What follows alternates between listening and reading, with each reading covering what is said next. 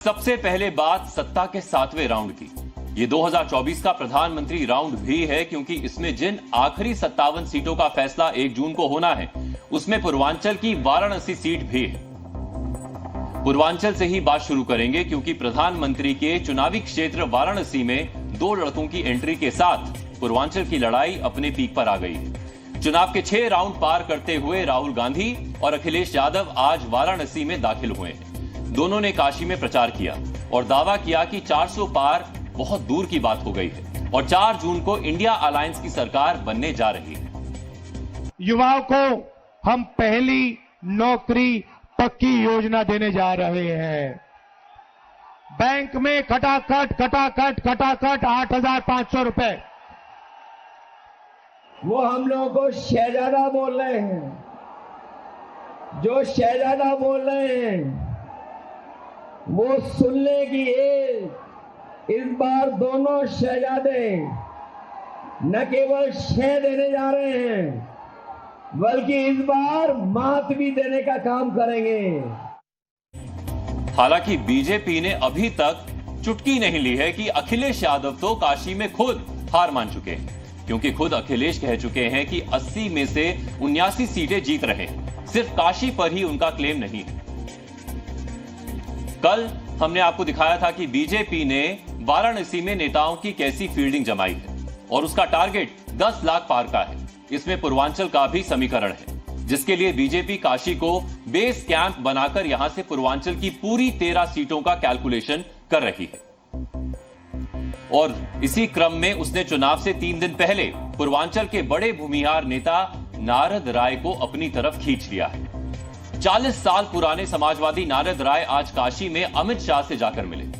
इस एंट्री से बीजेपी का पूर्वांचल में प्रॉफिट बढ़ा है।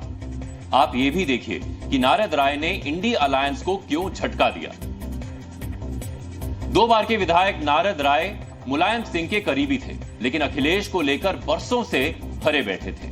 2 दिन पहले अखिलेश ने बलिया की रैली में मंच पर उनका नाम तक नहीं लिया, तो उन्हें मौका मिल गया और अब बीजेपी के साथ कदम ताल करने चल पड़े।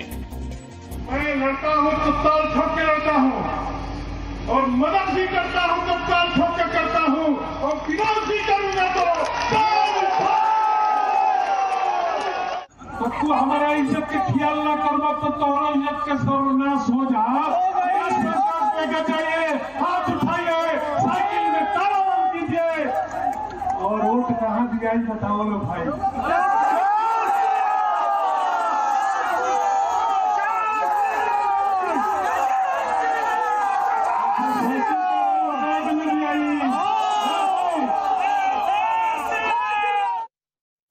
सातवें चरण में पूर्वांचल की जिन 13 सीटों पर वोटिंग है, उनमें से बीजेपी को 3 सीटों की टेंशन है, गाजीपुर, घोसी और बलिया।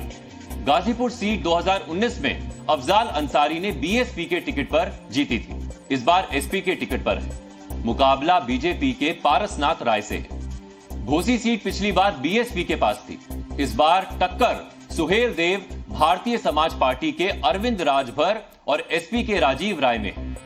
बलिया में बीजेपी के नीरज शेखर के सामने एसपी के सनातन पांडे हैं। 2019 में बीजेपी बहुत कम अंतर से जीती थी। 2002 के विधानसभा चुनाव में भी बीजेपी यहां की 18 सीटों में से सिर्फ 4 ही जीत पाई थी। पूर्वांचल में जातियों का जोड़ अहम है। गाजीपुर और घोसी में मुख्तार अंसारी फैक्टर भी असरदार है। बीजेपी अरविंद राजभर को साथ ला चुकी है। नारद राय की एंट्री भी जातियों से जनादेश की ओर बढ़ने का हिस्सा है। बाकी वाराणसी से गोरखपुर तक बीजेपी कॉन्फिडेंट है कि ब्रांड मोदी और योगी फायर ही काफी है। कांग्रेस कहती है राम मंदिर का निर्माण नहीं होना चाहिए था, दुनिया में संदेश गलत गया है। समाजवादी पार्टी कहती है राम मंदिर बेकार बना है। मैंने कहा देखो, राम मंदिर में उमड़ने वाली भीड़, श्रद्धालुओं की भीड़ बताती है कि राम मंदिर तो ठीक बना है, लेकिन तुम लोगों की बुद्धि भ्रष्ट हो गई है। तुम्हारी बुद्धि में भूसा भर गया है, इसलिए तुम्हें राम मंदिर बेकार लगता है।